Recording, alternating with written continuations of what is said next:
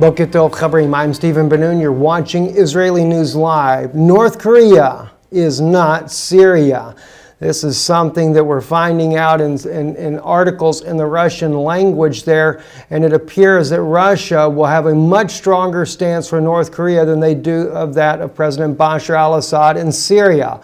Even though latest news coming out about Syria is that Russia and Iran have agreed to protect Syria of any other type of attack in the near future. But when it comes to North Korea, it's a completely different game. I'm going to share with you some information coming out of this article here, Israel Shamir's article on svetprasad.ru in just a moment here. But let me first take you over here to Lorenzo's Already Happened, share with you an incredible image that he is showing. This is Russian military, heavy-duty stuff headed down to the city there right on the North Korean border within 8 miles of North Korea. These particular types of, these are not tanks, these are special anti-aircraft missiles that were headed down there. An amazing show of force by Russia. This is letting us know that Russia does intend to protect North Korea from the United States. An amazing show of force right here, and I just want to share with you, what does this actually do? Well, on Lorenzo's side here, he gives us a little bit of insight on this. Was the first air defense system, the Tor-1, was the first air defense system in the world designed from the start to shoot down precision-guided weapons like the AGM-86. This is exactly what this particular machine here is actually designed to do. And that's what is on the train headed down there to Vladivostok there, which is the city bordering North Korea. Russia, very serious about protecting North Korea. In this article here, if we drop down here a little bit further into the article, and again, it is a Russian language article. I'm just using Google Translate right now so you can see this as well.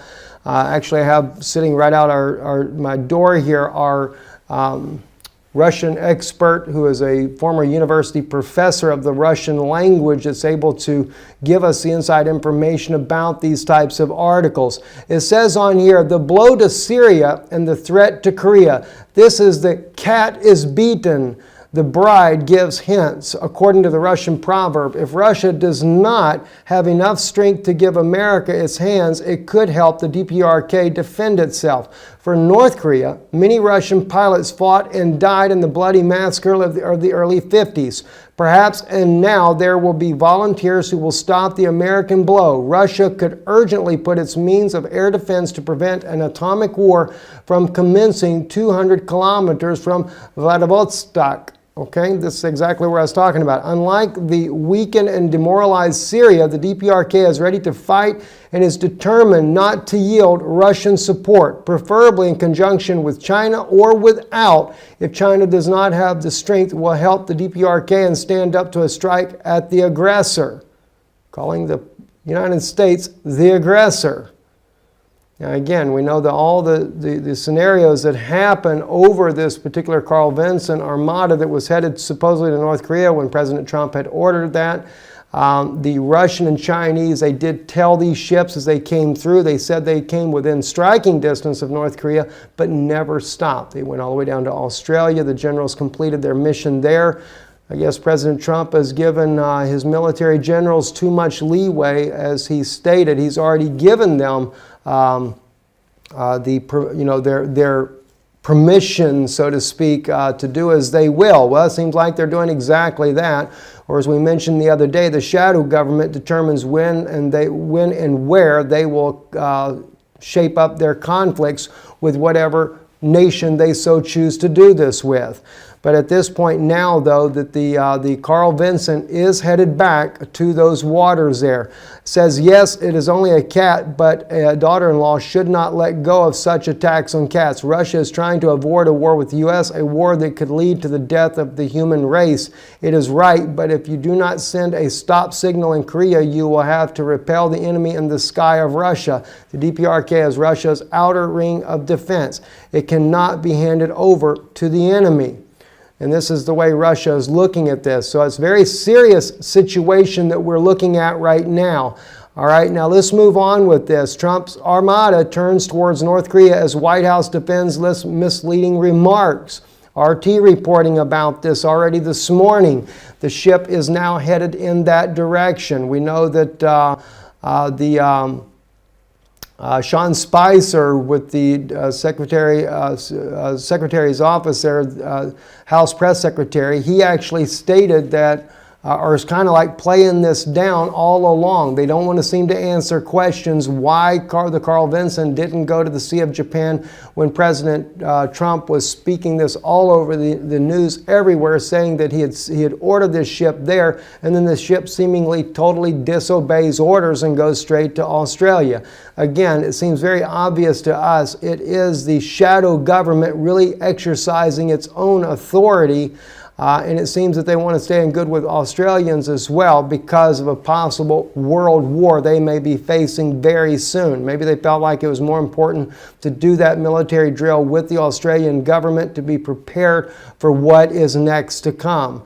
The Chinese also seeing this as well. The ShanghaiDaily.com allies silent over the show of force by the U.S. carrier. No one saying nothing about it. No one saying anything about why the aircraft carrier was not going there, but of course the Chinese are making fun of the fact, saying that, well, it was sleepwalking, or it's an imperial as a paper tiger, the American imperialism, so they're making fun of America because of what's happening in Washington, D.C. But the situation is definitely very, very volatile as of right now. Russia also letting the world know that the mother of all bombs, the Moab, that President Trump did not authorize to be dropped on Afghanistan, but instead one of his generals authorized this huge bomb to be dropped. Russia's letting the world know that they've got the father of all bombs, that the mother of all bombs, an 11 megaton weapon, whereas the Russian equivalent to this is a 40 megaton weapon that supposedly has the strength of a nuclear bomb without that of the radioactive aftermath of that type of explosion. Just to kind of give you an idea, this was Russia had tried out this bomb not too long ago, and I will show you that that particular. I'm going to back up here just a bit here to where that was at. This was Russia deploying this bomb. It's smaller than the American version of the MOB there, and of course, as you can see, made one quite of a massive blast there. We are in a very serious time, friends, and as I have been watching as well, different movements by NATO.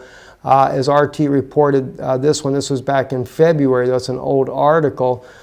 We see the buildups in the Black Sea. We see the buildups all around Russia's border in Europe there.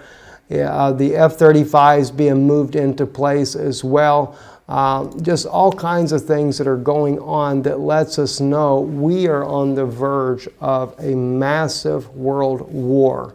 And it's not going to take very much to cause this war to kick into gear.